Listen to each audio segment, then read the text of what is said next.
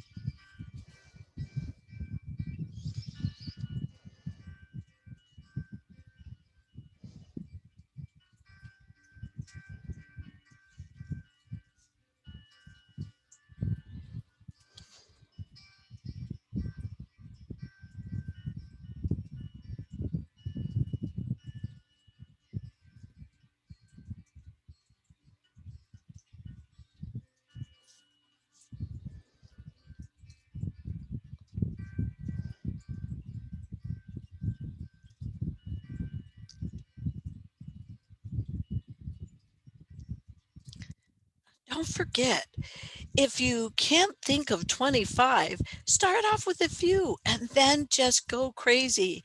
It doesn't matter whether it's realistic or not. Have fun. Get really bold and outrageous. What would the people around you look like if your vision were in place? What would your colleagues look like? What would your family look like? What would your career look like? And as the music starts to fade and you're not done, no worries. Go ahead and press pause here, finish it up, and then hit play when you're ready to begin again. So, the next piece is really talking about what is the price that we get to play. And we know that we want to start asking those hard questions because there's always a cost to everything we do and everything we don't do. So we want to ask ourselves, is our vision worth it? And this other question of what is it costing me or others to not step into strong leadership? So it's almost like a pros and cons list on steroids. So here's where we're going to think about courage. Let's just jump straight to courage and talk about how often when we have this clear picture of what something costs, we're able to plan and have a sense of what's before us. This gives us even more courage. It's not so unknown. Also, when we think about commitment, when we know what's involved, we can have a sense of the level of commitment that's it's going to take.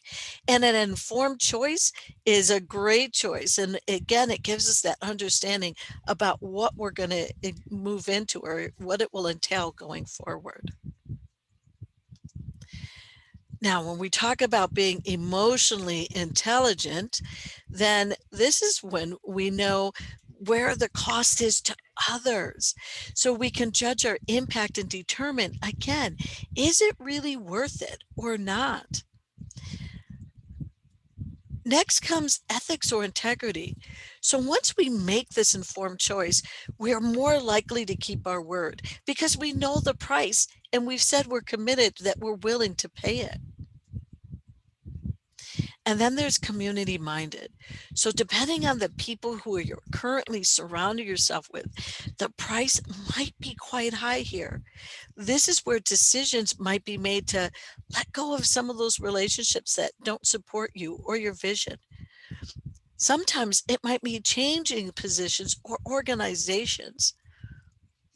And so, a great example of this is one of my staff members who was working with me, and it wasn't quite a right fit, the role that she happened to be in. And so, I asked her to come see me in the office and sat down and talked to her. And I asked her literally, what is your vision? And when she started talking about it and really got into it, we both realized it confirmed for me, and I think it made it really aware for her that this our organization, at least the position that she was in, was not a good fit for her. That it actually didn't validate or move her forward with her vision. And for her, she decided to leave. And yes, it did leave me with an open position that I had to do work around filling, but it worked out best for both of us because she actually moved into a job that was more fulfilling for her and a better fit. And I was able to bring on somebody on board who really loved the role and flourished. And so sometimes when there's not a good fit within the community, it's not necessarily a bad thing. That oftentimes we want to bring people in who really want to be there and really believe that that role is for them. And then, of course, there's cultural humility. So the price we're willing to pay is directly related to our beliefs, our values. So there's an understanding that not everyone will have those same beliefs, right? Or those same values. And so therefore the cost will look differently to them. So again, it's not simply your way or the highway. Everyone gets to move into to choice and a decision. And our values and beliefs, we might be very willing to pay for them, but if it's different for somebody else, they might not want to pay the price for those. And then, of course, last but not least, there's risk taking. So, paying the price is all about, again, being informed and taking the risk consciously because you can't always predict the future, but you can at least determine the potential impact, AKA, what's the worst that can happen. So, once again, this is where I'm going to have us stop and I'm going to have you actually fill out in your journal those four different questions. So, what is the price that I'm willing to pay? And what will it cost others around me to pay that price or to not pay that price? And as you do that, I'll go ahead and play some music again.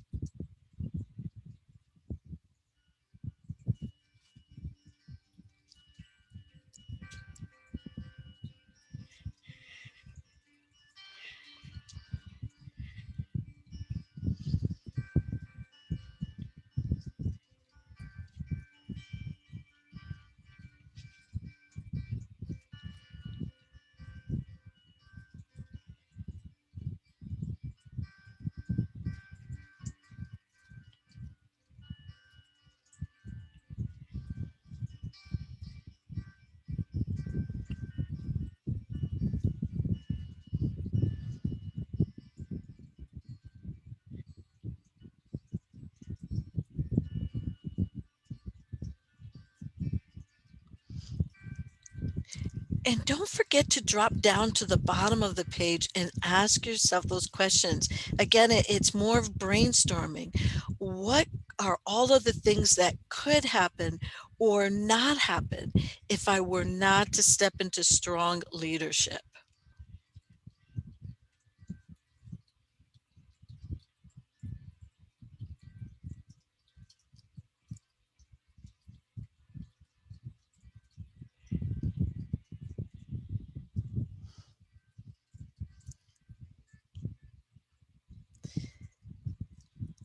And as the music begins to end, and you're not finished, that's okay. You know the drill by now.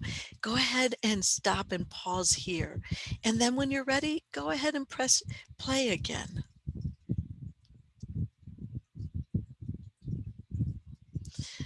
So, this is where we get to talk about the role of reflecting. We want to get feedback along the way, and reflection is a great way to do that. So when we're thinking about having a vision, we want to reflect on what we're doing again daily. We want to make sure that what we're doing daily is adding that value that's actually moving us toward that goal. So we want to ask ourselves questions like, does this blank, whatever that activity is that you're doing, support the life or support the vision that I want? Again, we know that our vision takes courage. So, in knowing that, many of us don't want to face the reality of what we're doing or what we're not doing. We would rather just go about our merry way, not thinking about it. So this leads us right into commitment because it takes follow through and commitment to actually track our progress day to day and week to week or month to month. Yet data is king. It lets us know whether we're on the right track and it gives us moments to celebrate our progress. So it's not just for tracking, it's like, yes, I hit this milestone, or yes, it took a lot to really push through this next piece, but I did it. And then there's being emotionally intelligent. So checking in to see how we showed up during the course of the day or over the week. Did we take care of ourselves so that we weren't overtired, otherwise dysregulated and snappy? Or were we able to be present with our family or with our staff, meaning being empathetic and caring? Of course, integrity. So again, this is being honest with yourself as well as others. So asking ourselves that question, did we do what we said we were going to do? Did we stay in line with our values? And here comes the community. So again, thinking about who can we ask for support from? What resources are there out there to help us? And as we come to the bottom, this is where cultural humility comes in. So again, we want to check for those hidden biases, not only in ourselves, but in the workplace around us and in our home and our family lives. And we want to make sure that we're continuing to work on being appropriate because sometimes some of the things that we say without even realizing can be offensive. So we want to check in. And then last but not least, there is risk taking. And so when we're talking about risk taking, this is knowing we are going to fail. We are not going to get as far as we want, or we had big challenges along the way. And it's not an if, but a when. So that's the part of risk taking. It's knowing that it's going to happen and doing it anyway. That's why it's so deeply connected right back to courage. So once again, I'm going to give us time to, let's see if we can pull up. There it is. I'm going to give us time to work in our journal. I'll put some music on and let you work through what were some of the activities you did over the last week, and to let you think about how much value did those actions or those activities give you? Did they get you closer to your vision? And if not, what are some things that you can change in the future around that?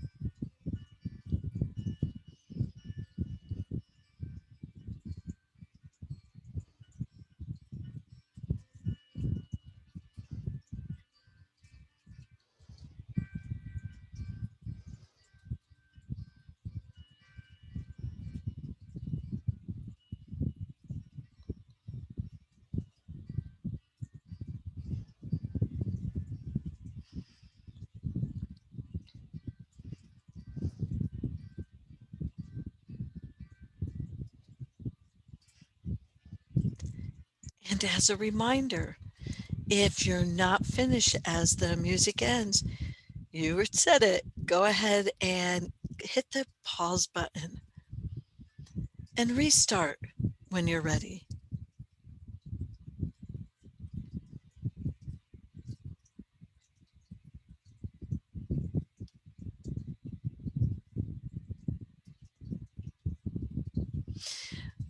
So, one of the things that we also want to do is after we reflect, we want to move into committed action. And so, when we're talking about clear vision, since we know where we're going, we want to be able to set clear milestones and goals along the way. When we're thinking about courage, some of these milestones and goals are going to take more courage than others, right? Some of them are going to be like, oh, piece of cake, we're pushing through. And some of them are going to be very, very, very big and take quite a while. So, again, this is where commitment comes in and taking that committed action that's intentional and ongoing, even when the going gets tough. And when we're thinking about emotional intelligence, this again is where self regulation kicks in big time. What can we put in place for ourselves when we're upset, when we're feeling defeated, or when we've had a bad day? And of course, here comes ethics or integrity. We keep saying this repeatedly. Did we do what we said we were going to do? And if we did, great, awesome. We get to keep doing that. And if we didn't, okay, that's still data, that's feedback. What stopped us? And what can we do to reduce that happening in the future? And this is where a lot of us get stuck. We start beating ourselves up or spinning, and then we retreat and we move out of action. In terms of being within the community, the bigger the goal, the more support we're going to need. Again, being a lone wolf or trying to accomplish this on our own, this will only get us so far. So reach out to the community and get support. There are a lot of people who have paved the way for us already. So think about those mentors or those authors out there who can give us wisdom and are willing to help hold our hand a little bit and guide us along the way. And then, of course, there's cultural humility. So, as we said before, when we're talking about committed actions, there are so many great resources out there. There are so many awesome cultures that have put incredible strategies into place. So how did they accomplish similar goals? What can we learn from them or adapt from what they've used that or has worked for them? And then, of course, risk taking. So sometimes the risk, again, can seem so big. Remember, some of those milestones and goals can be really huge. So we want to think about some strategies like chunking, meaning taking those bigger milestones or those bigger parts of the goal and bringing them down to just little tiny pieces. And just accomplishing that one thing, maybe every day, or maybe a couple of hours, or maybe at once a week. But what happens is that as long as we're staying in committed action, we are progressing toward our vision. So, once again, this is where I'm going to ask us to stop and fill out our journal and think about those goals that we can put into place. What are the things that we can set up in terms of milestones? What are some of those resources that we might need? Anticipate what are some of those things that might be a challenge or get in our way? And how can we put some things into place or find resources that will actually help us to move past them? And I'll play the music as you get started.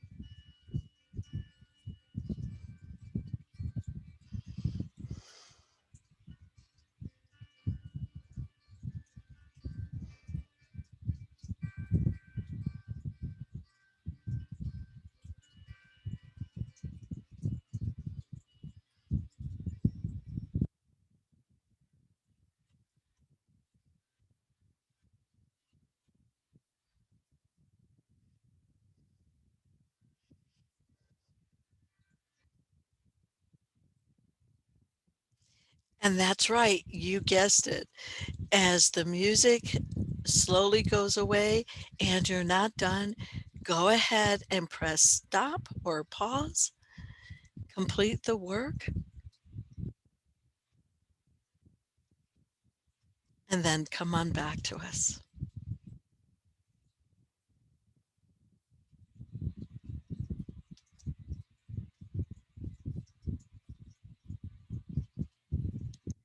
And here is where we get to use the last strategy to help us with resistance. And this is a visualization activity.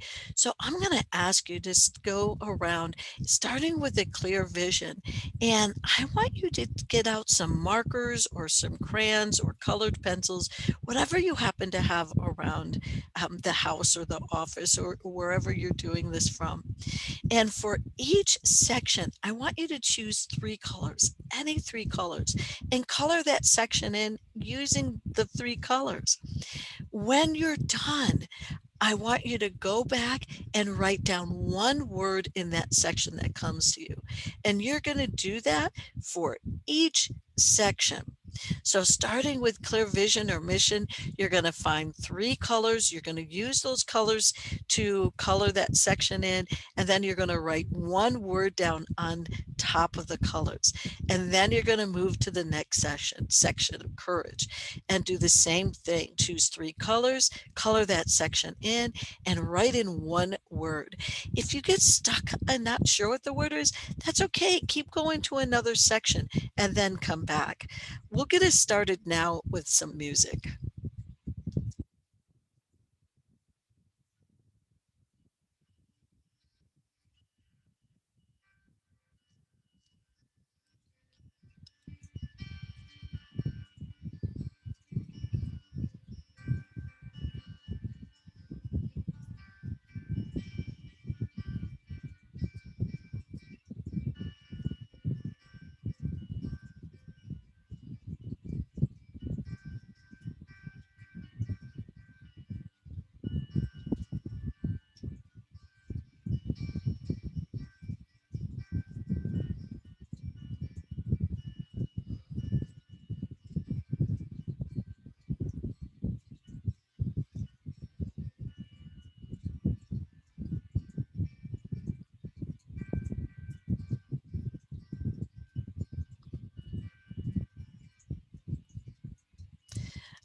Ask the colors, what do they represent about you as a leader?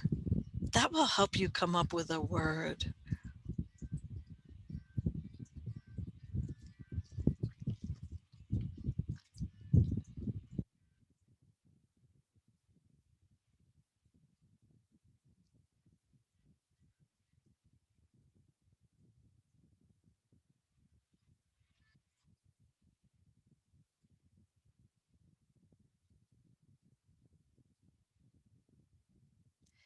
And if you're not complete, go ahead and press pause and come back when you're done. When you do complete it, here's what I want you to do. I want you to take this one page and I want you to find a way to, or actually find a place to put it.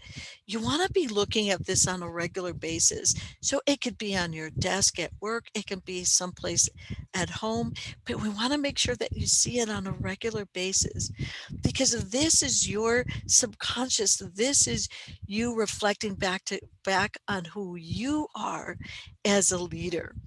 And I would love it if you were to share in Facebook some of your some of your wheels when you're done. It'll be so great to see what other people are doing and the colors and the words that might have come up for them.